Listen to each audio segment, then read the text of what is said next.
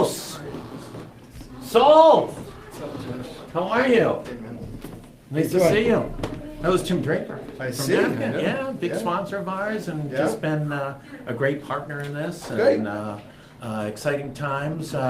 Innovation in the credit union business?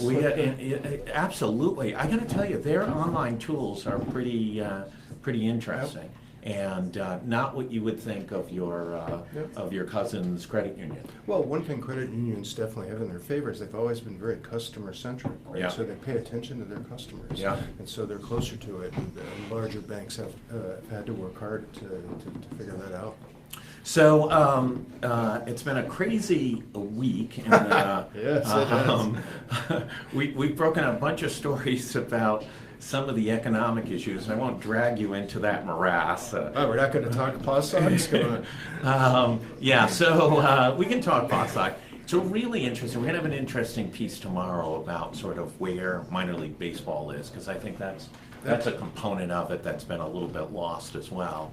And we've been covering this obviously aggressively for years, and now taking a pretty strong editorial point of view of this.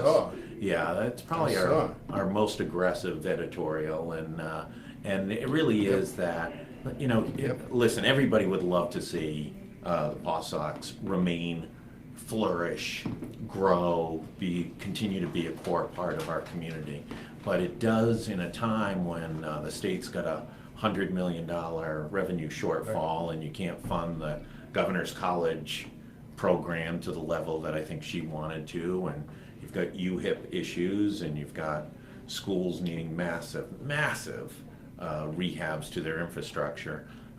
Maybe this is not the top priority. Well, you know me, I'm always the contrarian, so I'm happy to arm wrestle with you a little bit. Please. I want to see the details, so I want to see the legislation and a lot of the specifics. I want to know the legacy costs that taxpayers are on the hook for. At McCoy, I haven't seen that relative to the new place. But here's the main things that I think we want to make sure that we factor in. Number one, Pawtucket. We really should be supporting Pawtucket. Yep. It's time. I mean, how long can you wait for the overflow from Providence to really strengthen the economy there? Right. Let's actually help. And I think all Rhode Islanders should feel that way. So I like the fact that it's still in Pawtucket. I like the fact that it's a development there in a very visible way, which could have lots of downstream implications for Pawtucket. I don't like the notion that we don't want to do any public sector participation in anything anymore. I mean, this is the 38 studios fallout, right? So not $1 of taxpayer money is going to go in to catalyze economic development. That's a very naive view, right? I think sometimes we go over too far the other way in terms of providing incentives, and I think we should be a lot smarter about it. You know that I feel that way, but that doesn't mean we're not going to participate in deals.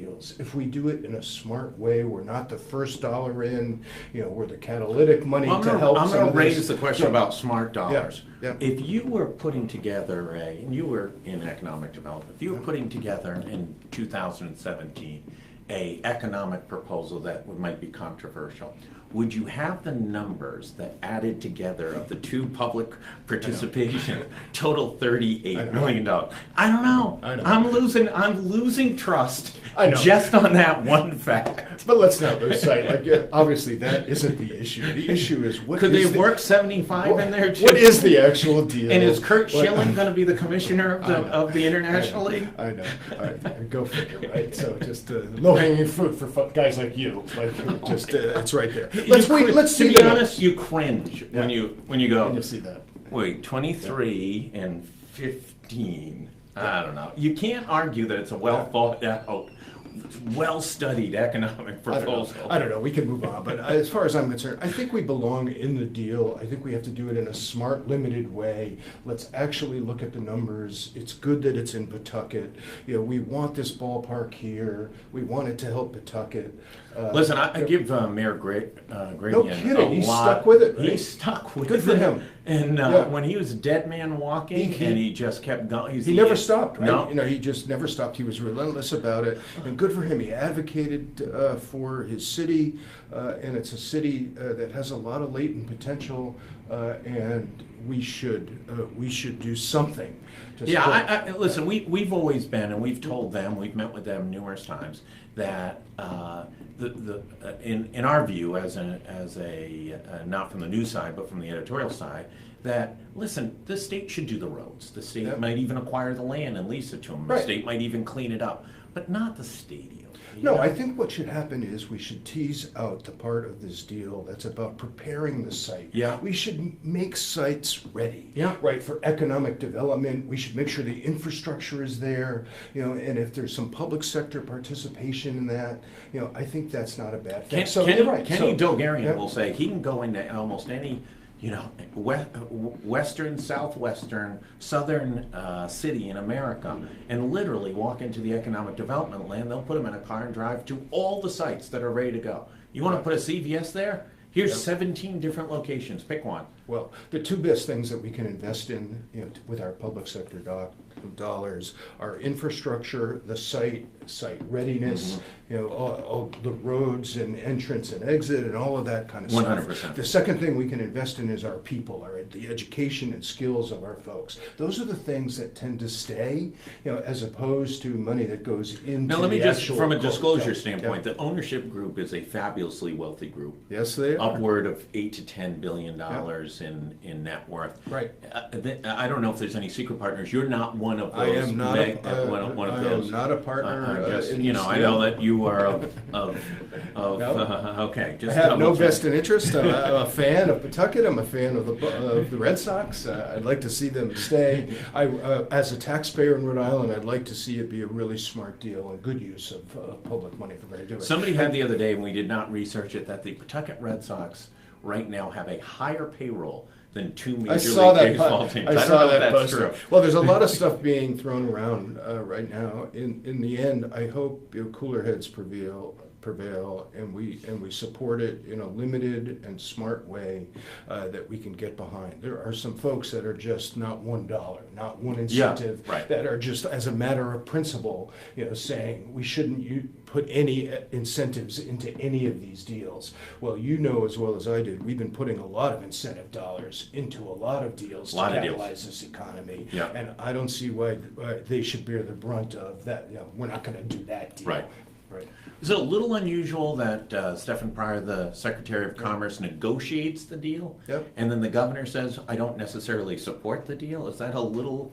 Is that Kissinger going to the Middle East and coming up with a peace process and coming back to Nixon and him going, "I don't know about this peace deal"? No, I don't think it's unusual at all to have a team that's negotiating the deal, and then to have the political leader, you know, make sure that it's going to work economically and politically, and to keep a little bit of distance from the day-to-day negotiations, right? You know, the governor is not going to be sitting in the room doing the negotiation, but in the end, you know, the governor is going to have to own whatever we do on behalf of Rhode Island taxpayers, and as she heads into an election cycle, you know, We are in an election cycle. It is the exhausting, unrelenting, nonstop election Starts cycle. earlier every cycle, doesn't it? Let's talk about a wildly successful initiative in Rhode Island.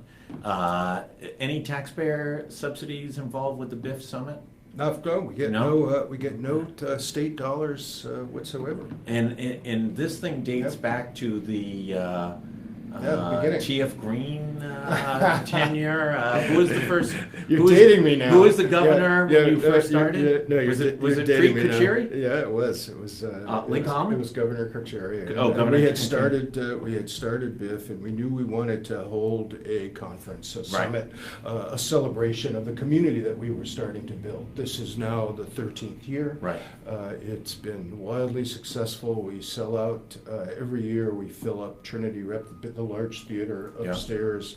It is filled to the rafters of folks both from here in Rhode Island and now from all over the country and all over the world. We had 6 or 7 countries represented last year in this, and so it's the 2 most inspiring days of the year for us. So it's coming up in September 13th and 14th. And I don't think the vast majority of people in Rhode Island understand exactly how big and important this is. First of all, and I know I've mentioned it in the past, Inc. magazine rated it the 2nd best business meeting in the country. Press. Right, so that's right up there.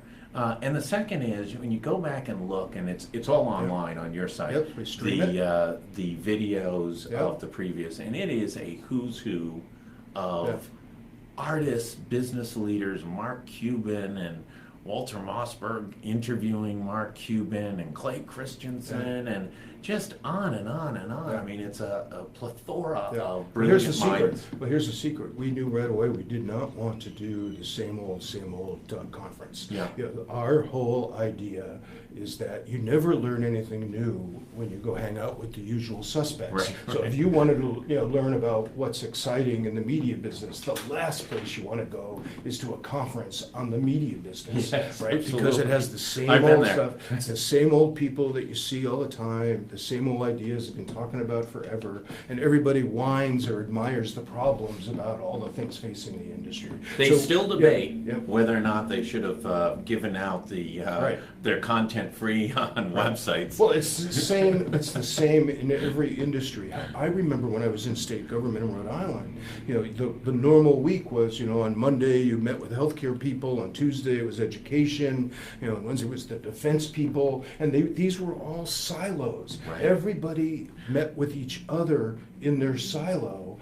God forbid they should reach across the silos and interact, that maybe they could learn something new, from somebody doing something interesting in one of the other industries. So we designed our summit, our conference every year. We call it Random Collisions of Unusual Suspects. We purposefully create the conditions for you to get exposed to people doing really cool, transformational things outside of your industry so that you could bring those ideas back into your industry to serve your customers better. And so it's not your usual conference, right? Because we purposely make it as eclectic as we can. Where you're just as likely to hear from a police chief reimagining policing, and the next storyteller, we don't even call them speakers, we call them storytellers, will be a rabbi talking about disrupting organized religion, right? And then the next speaker will be a business leader changing the media industry,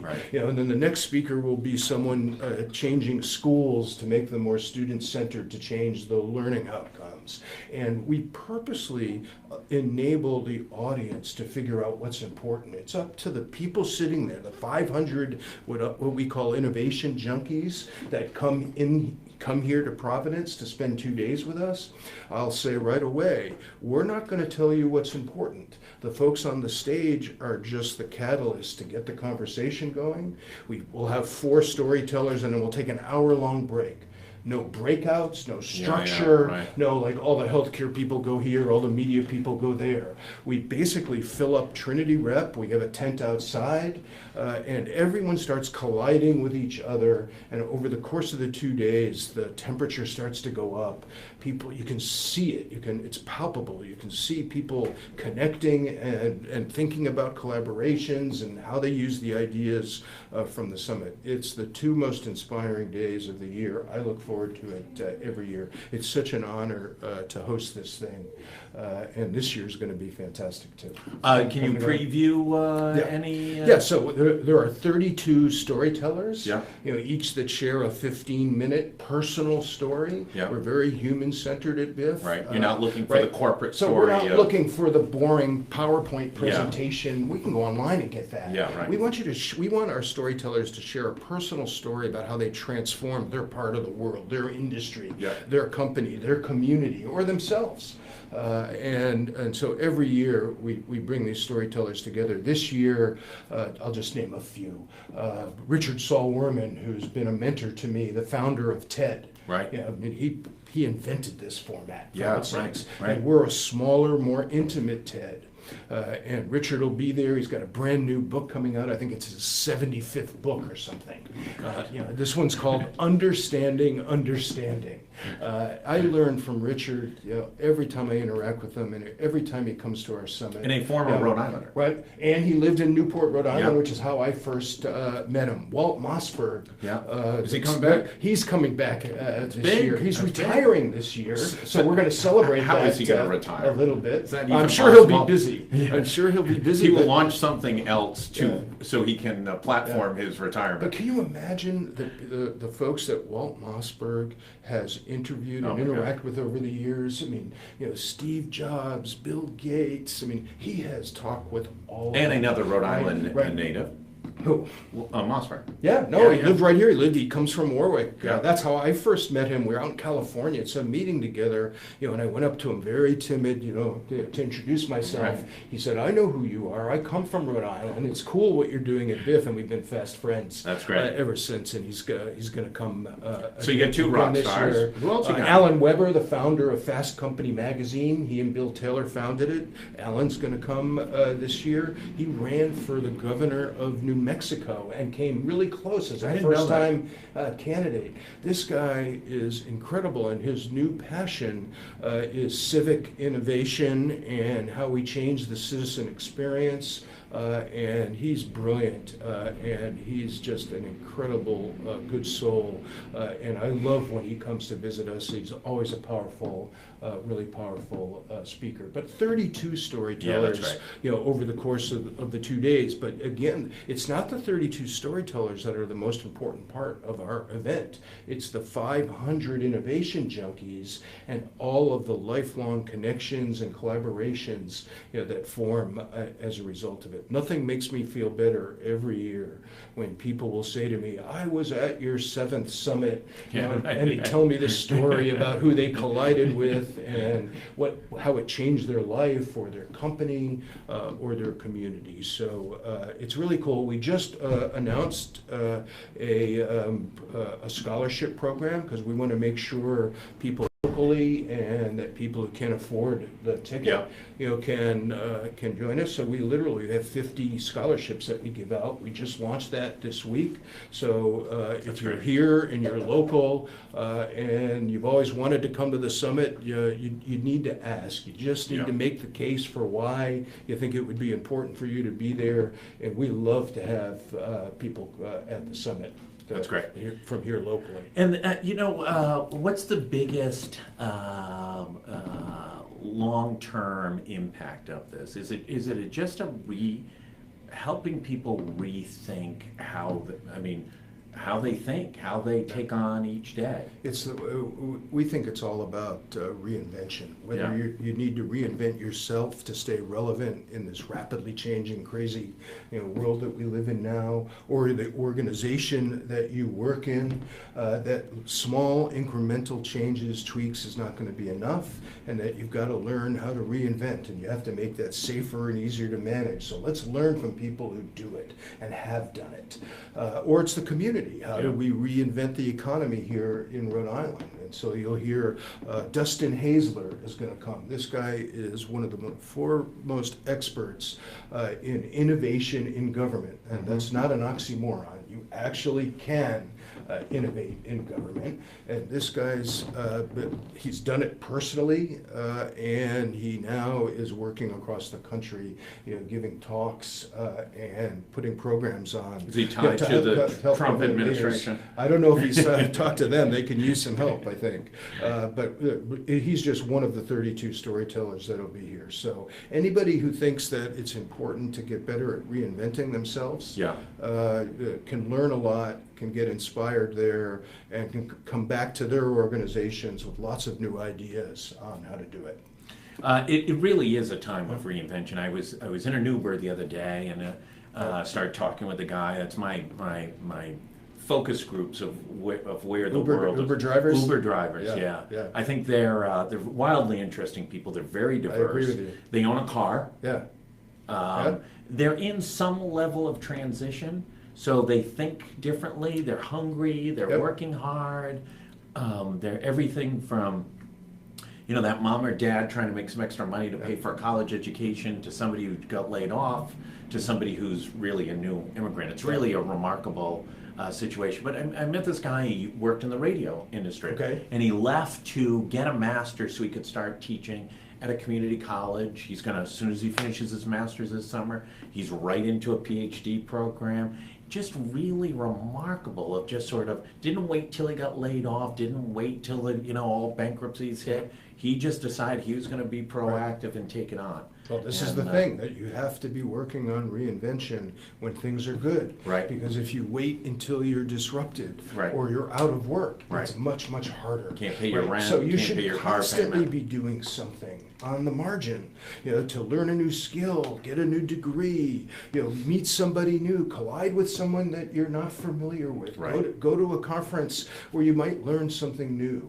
Right? These are the things that you need to practice every single day so that you could be more resilient. Yeah. Right? Because we now can see very clearly that these disruptions are not going to stop, Yeah. that we're going to have to change all the time through our lives and careers. So I think reinvention is the most important life skill. We should be teaching it in school. We should be getting our youth ready to be more resilient, to be able to use all of the capabilities that they have and to learn and get new capabilities to be able to reinvent themselves. Well, isn't that a little bit of a problem about job retraining and how Right. we're handling people who are disenfranchised or have left a thing? Is that we try and teach them a new skill Right. rather than teach them exactly what you were talking about, almost a way to learn, a new way of thinking, a new way to adapt. Yeah, well, I'm a huge advocate for that because I think if you try to teach people stuff that's going to be relevant to their job today,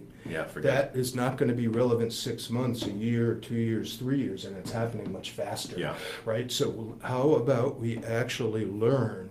Right, whether we're still in school or as adults, we actually learn those skills that are transferable, Right. skills that we can use to repurpose ourselves, to enter a new industry, to enter a new organization, or maybe even to be entrepreneurial, to be able to start something ourselves. Right. Because if we took more control over our own futures, Yeah. as opposed to depending on someone else, Yeah. some other institution, public or private, to create it for us, then we could create our own pathways and we'd be more positive about our own destinies that way. And that's what innovators do, right? That's what innovators do all the time. And I don't think it's something that only a select few can learn. I think we can all learn how to do it. We can all be more confident in it, and we need support from our institutions and our schools to help enable that. So let me ask you a question. One of the initiatives that's being kicked around is, this effort to reduce debt for people going to four-year colleges functionally. And should that really be rethought about maybe building a better structure for online learning for a more universal application in Rhode Island, and we should be allowing lots of new models to proliferate. Yeah. I think there's still always going to be a space for the four-year residential college, right? But I think in addition to that, we need to enable all of our citizens to be able to get at the learning platforms and experiences that they need. So why aren't we enabling more models at different price points instead of the price point just keeps getting higher and higher and higher, right? And we keep struggling with where's the money going to come from to do it. Why don't we say, let's allow new models to come in because there are ways to deliver this, right, that are less expensive, right? And so not everybody, it's not going to be a one-size-fits-all higher education system, the way it always has been. And it's painfully slow because a lot of the existing colleges and universities, right, try to protect the current model. Right. They try to prevent new learning models and new schools from coming in here to Rhode Island and across the country. We should be much more fluid about allowing new learning models to proliferate so that we can all find the one that works for us, that fits into our lifestyle, that fits into our pocketbook, right? Instead, we have this one-size-fits-all approach to higher ed, that's hurting us because too many can't access it, too many can't afford it. Right. And now, when the economy doesn't do well, what happens is people start to lose their jobs. They don't have the education or access to the education. And to think that the old model is going to be, you're going to be able to force it into that, it's just not going to work that way. We've talked a little bit about POSOX. We've talked a little bit about BIF. We've talked a little bit about education. You know, I'm going to ask you to come back both to your BIF role in your old role. Okay. Where's the Rhode Island economy going? Do you get a sense of it at all? Yeah. Well, I mean, this happens in every cycle, right? So as the macro economy, the national economy gets better, the unemployment rate starts to come down, right? And that's a good thing. More people can find work, particularly the lower wage service jobs or hospitality jobs, right? And that's a good thing. We want everyone to be working, right? But the problem is the wage levels aren't high enough. And the wage levels are certainly not high enough when you live here in New England in the Northeast, you know, where there's a higher cost of living. And because our population is flat, you know, right at about 1 million, kind of hovers there, the only way we're going to grow the economy is by adding value to it. So therefore, we've got to increase the portion of our economy that needs a higher level skills, better education, goes back to the education conversation, and then we got to help people climb the ladder, you know, from entry level work to higher level work that pays higher level wages that people can afford their homes and to live in our communities, right? And so we've got to create, when we talk about an innovation economy, one of the problems with that language is it doesn't feel very approachable, you know, to folks, you know, that, you know, are not, you know, graduating from Brown or RISD. Absolutely. It's intimidating. But we got to create an innovation economy that gets everybody on the lower rungs of that ladder, that with the ability to climb up and improve their skill set, right? So this is what it means to create a more resilient economy, so that we're not the first one in and the last one out of every recession. And that's the problem we've had here in Rhode Island. It's a structural change. I think the current administration gets this, and I think they're working hard. And a lot of the incentives, you know, we've started there, you know, have been focused on trying to do that. The big problem I'll end with here is that changing the economy the way I'm talking about it, the way the administration wants to do it, you know, is a 10-year minimum game. It doesn't happen in a 4-year cycle. So we get into this political, you know, re-election campaign starts 1 year into the gig, right? You know, and we need to string together a succession of strategies that actually move our economy over a 10+ year period in the direction we're talking about here. And that's easier to say than it is to do when the political pressure is really tight within any one cycle. So we've got to stay on this innovation and entrepreneurship, and we've got to make it accessible to everybody in Rhode Island, you know, regardless of where they are. And we've got to help people get jobs that aren't just low-level service jobs, but a place that they have to grow to get to the higher wage jobs that they can raise their family with. Well, Saul, you're not old enough to remember that the governors used to have a 2-year cycle. No, I would know. Can you? I can't even wrap my head around that. Well, you know, re-electing a governor every 2 years, that's nuts. So we're kind of doing it right now. We're almost in election cycle instantaneously.